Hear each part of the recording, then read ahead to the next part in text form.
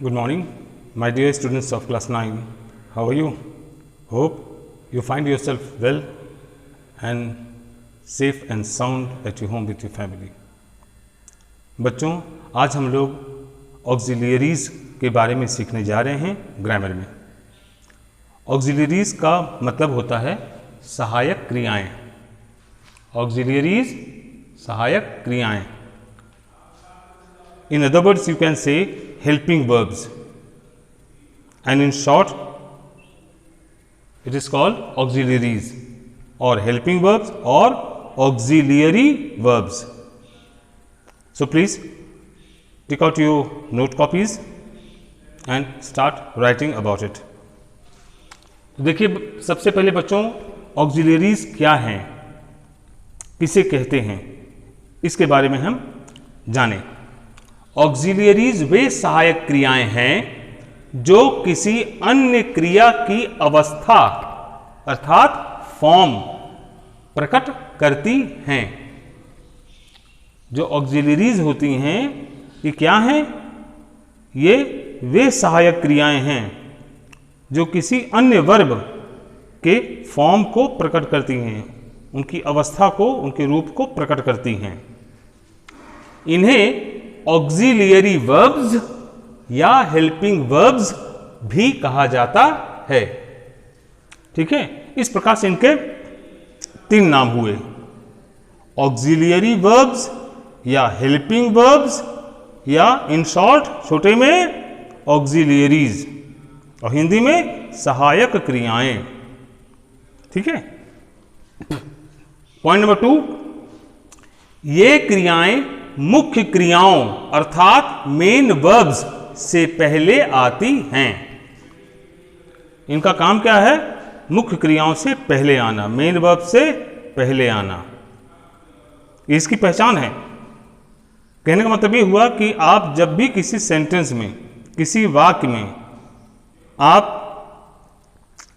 जो बी के फॉर्म्स हुआ, अगर आप देख लिए इज, एम, आर, वॉज, वर, है ना, या फिर इसके अलावा अन्य और भी सहायक क्रियाएं हैं, shall, will, should, would, may, might.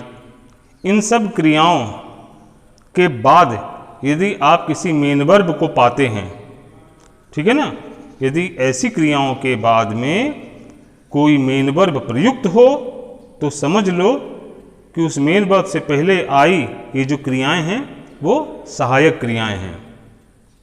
ठीक है ना, वो ऑक्सिलियरीज हैं। इसलिए पहचान बता दी गई कि ये जो क्रियाएं होती हैं ये मेन वर्ब से हमेशा पहले आती हैं।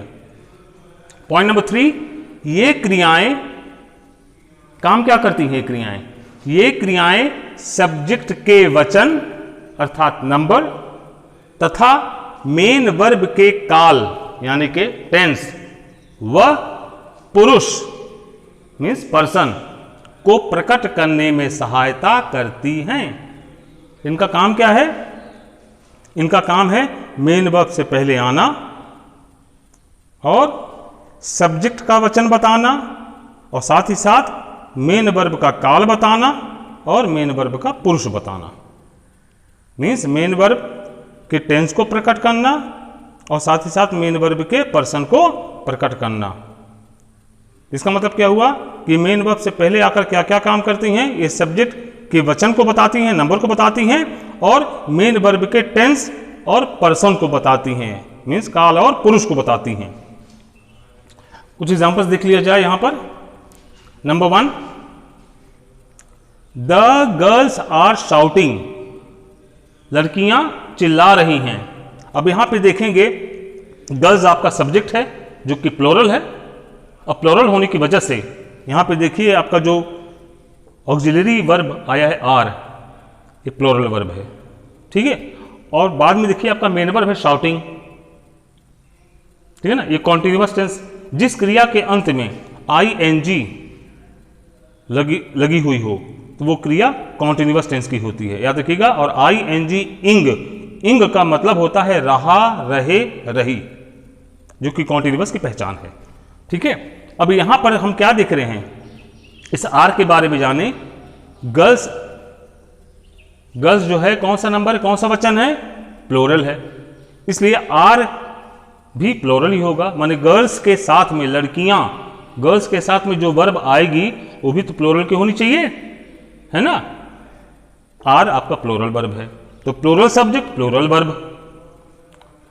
शाउटिंग आपका मेन वर्ब है, मेन वर्ब से पहले आर आया है और आर किस टेंस की है, प्रेजेंट टेंस की है ना।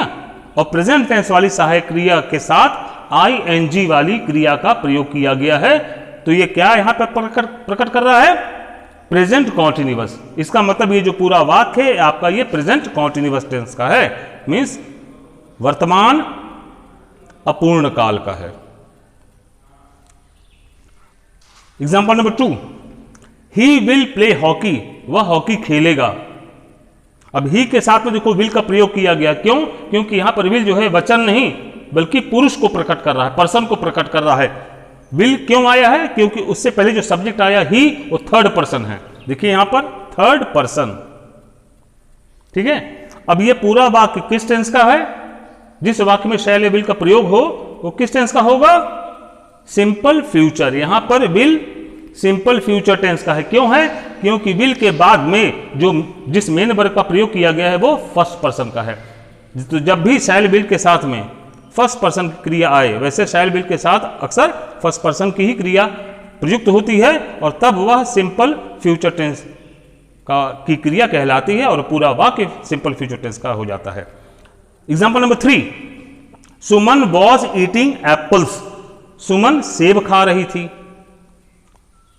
सुमन के साथ देखो वॉज लगा है, ये किस टेंस की क्रिया है, ये पास्ट टेंस की क्रिया है, पास्ट टेंस की क्रिया है और सिंगुलर क्रिया है, एक वचन। क्यों, क्योंकि यहां पर सुमन नामक जो सब्जेक्ट का प्रयोग किया गया है वो सुमन एक वचन की है, इसलिए उसके साथ वॉज नामक जो क्रिया लगी वो एक वचन की है, इट इज सिंगुलर वर्ब। इसके बाद मेन वर्ब आपका ईटिंग है, वॉज ईटिंग मिलकर बना, तो वॉज ईटिंग कौन सा टेंस हो गया, पास्ट कॉन्टिन्यूअस।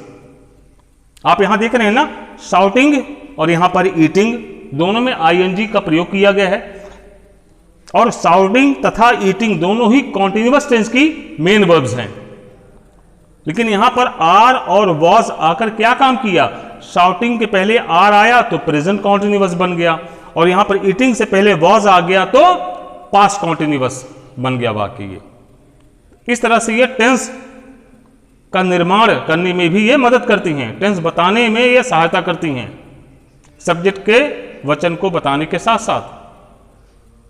आगे बात समझ में, आगे देखिए, ये ऑक्सिलरीज जो हैं, मींस जो ऑक्सिलरी वर्ब्स हैं, सहायक क्रियाएं हैं, ये कितने प्रकार की होती हैं, तो ये मूलतः 2 प्रकार की होती हैं, 2 रूप इनके होते हैं। फॉर्म्स देखिए यहां पर, number 1 primary auxiliaries, primary auxiliaries Hindi में कहें तो प्राथमिक सहायक क्रियाएं, और दूसरे प्रकार का नाम है, दूसरे रूप का नाम है मोडल ऑक्सिलियरीज, मोडल ऑक्सिलियरीज विधिसूचक सहायक क्रियाएं। तो ऑक्सिलियरीज कितने प्रकार की होती हैं, 2, कौन कौन सी, प्राइमरी और दूसरा मोडल, ठीक है ना। प्राइमरी मीन्स प्राथमिक और मोडल मीन्स विधिसूचक। तो प्राथमिक सहायक क्रियाएं और विधिसूचक सहायक क्रियाएं दोनों नाम याद रखिएगा। आज इतना ही, और अगली कक्षा में हम आपको ऑक्सिलियरीज के इन दोनों फॉर्म्स के विषय में आपको हम बता रहे होंगे। Thank you.